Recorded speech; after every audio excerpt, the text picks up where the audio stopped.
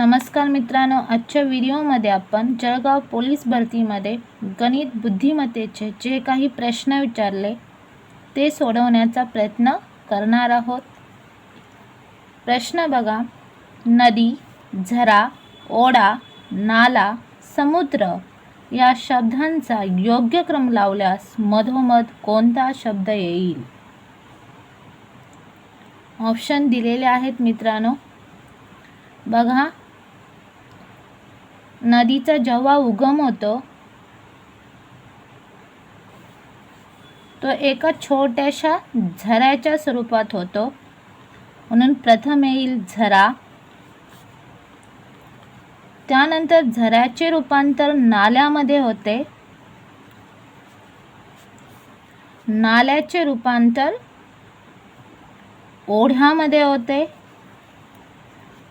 अनेक ओढे एकत्र येतात आणि त्यापासून नदी बनते। नदी समुद्राला जाऊन मिळते।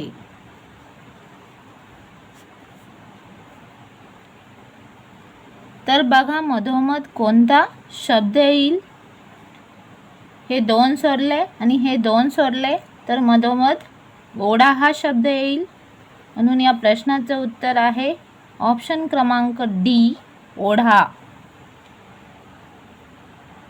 पुढील प्रश्न बघा, सत्यवान हा महेशचा मामा आहे, पण महेशच्या वडिलांना भाऊ बहीण नाही, तर सत्यवान हा महेशच्या वडिलांचा कोण?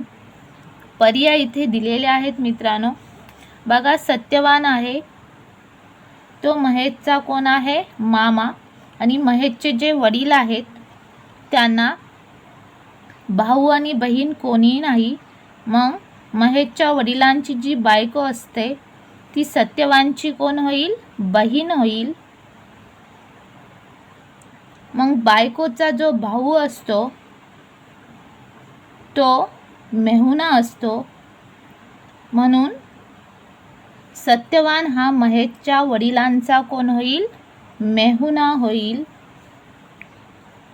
कोण होईल? मेहुणा।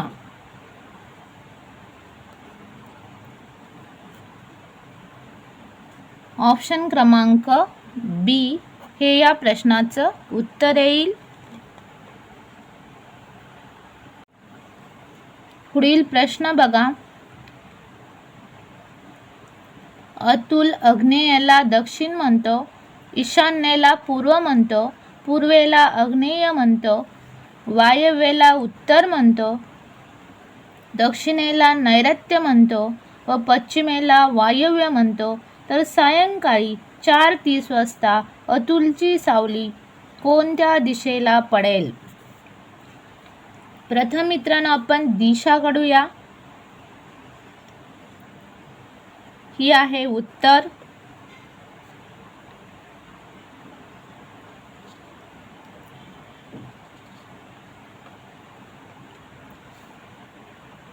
ही आहे दक्षिण, पूर्व,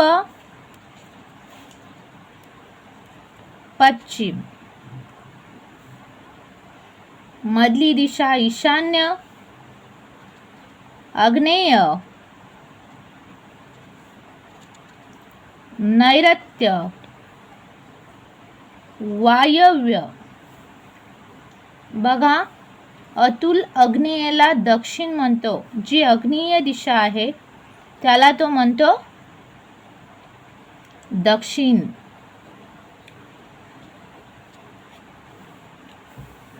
ईशान्येला पूर्व म्हणतो, जी ईशान्य दिशा आहे त्या दिशेला तो पूर्व म्हणतो, पूर्वेला आग्नेय म्हणतो।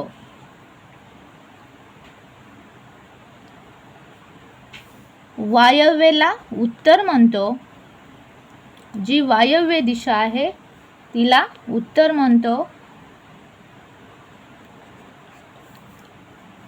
दक्षिणेला नैऋत्य म्हणतो, जी दक्षिण दिशा आहे तिला नैऋत्य म्हणतो।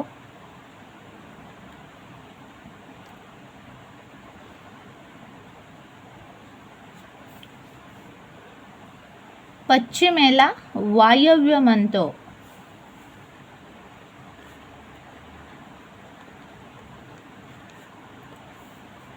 बघा, तो इथे मधोमध उभा आहे. जेव्हा संध्याकाळच्या 4:30 वाजतात तेव्हा सूर्य जो आहे तो पश्चिमेला जातो आणि जी सावली असते ती पूर्वेला पडते. इकडे पडते सावली. मग पूर्वेला त्यानं काय म्हटलेलं आहे? आग्नेय. म्हणून या प्रश्नाचं उत्तर येईल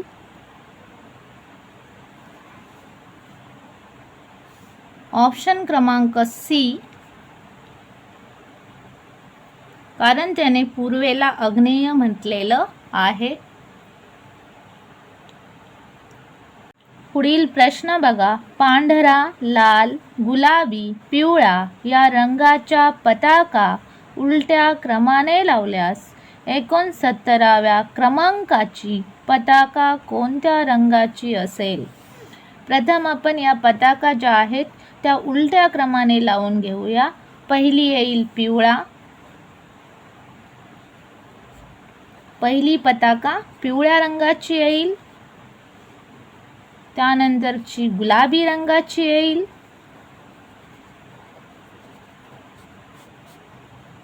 त्यानंतरची लाल रंगाची. त्यानंतरची पांढरा. एकूण पताका किती आहेत? 1 2 3 4 आहेत. इथे आपल्याला 69व्या क्रमांकाची पताका कोणत्या रंगाची असेल ते काढायचे आहे. म्हणून 69 भागिले हे 4 पताका आहेत म्हणून 4ने जर भागले तर बघा 4 एके 4, 4 एके 4, राहिले 2, झाले 29, 4 7 28, बाकी राहिले 1. 29 मधून 28 गेले, बाकी 1 राहती.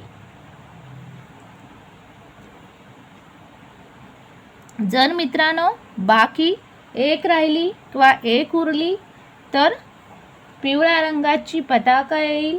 बाकी 2 उरली तर गुलाबी रंगाची येईल. बाकी 3 उरली तर लाल रंगाची पताका येईल.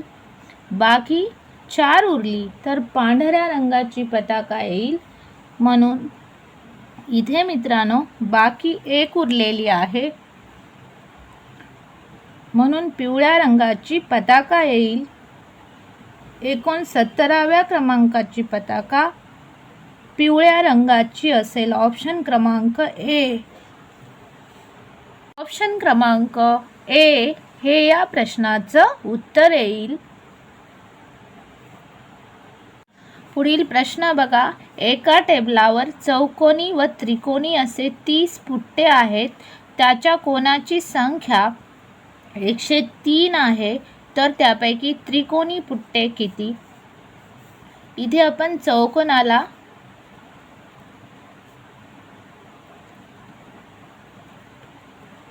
x मानूया आणि जे त्रिकोण आहेत त्यांना y मानूया. इथे आपल्याला त्रिकोणी पुट्टे काढायचे आहेत म्हणून आपल्याला y ची किंमत काढायची आहे.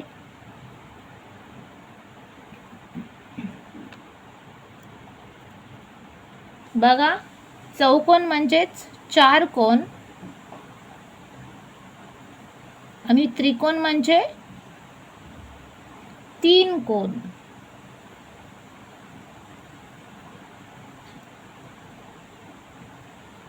बरोबर 30. चौकोन आणि त्रिकोण असे मिळून 30 पुट्टेत आहेत.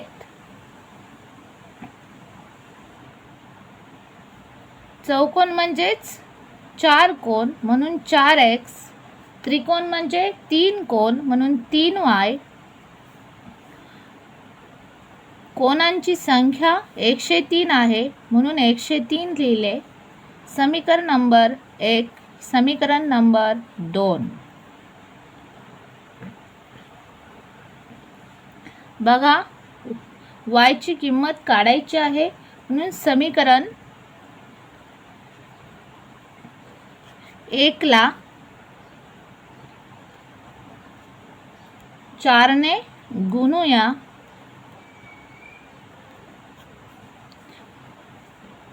4x 4y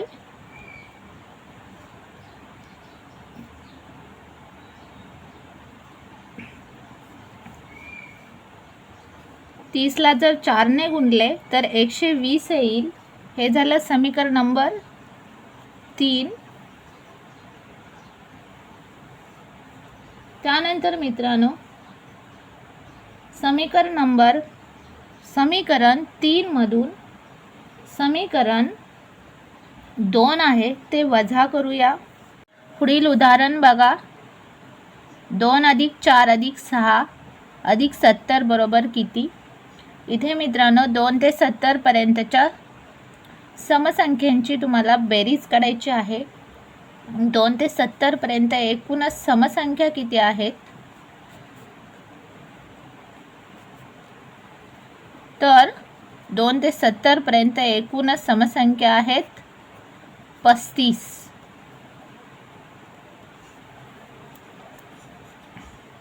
मग समसंख्यांची बेरीज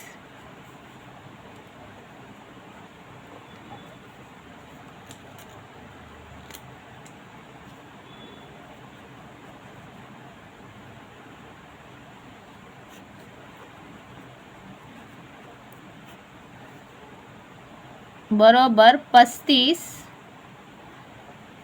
गुणिले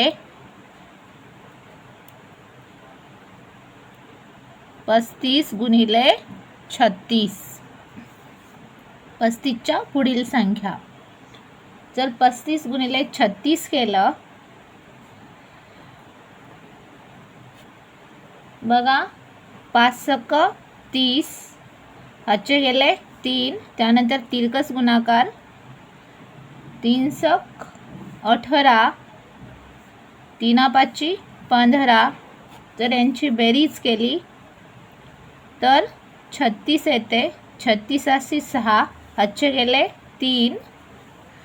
3 × 3 = 9. 9 × 3 = 12. 3 × 3 = 9. 9 × 3 = 12. म्हणून या प्रश्नाचं उत्तर येईल 1260. ऑप्शन क्रमांक सी.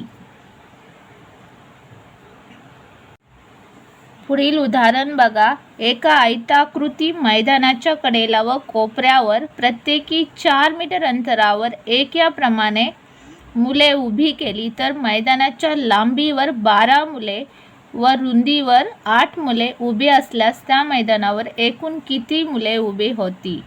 बघा, आयताकृती मैदान आहे. इकडे 12 मुले, लांबीवर किती मुले आहेत? 1 ते 12. खाली पण 1 ते 12. रुंदीवर 8 मुले आहेत, पण रुंदी पकडताना मित्रांनो लांबीवरचा एक मुलगा आपण पकडणार. इकडे एक म्हणून 6 रुंदीवर राहतील. इकडे सुद्धा 6 राहतील. बेरीज करूया. लांबीवरची 12 अधिक 12 24. रुंदीवरची 6 अधिक 6 12. 24 आणि 12 4 आणि 2 6. 2 आणि 1 3. 36. म्हणजेच त्या मैदानावर एकूण 36 मुले उभा असतील. ऑप्शन क्रमांक बी हे या प्रश्नाचं उत्तर आहे.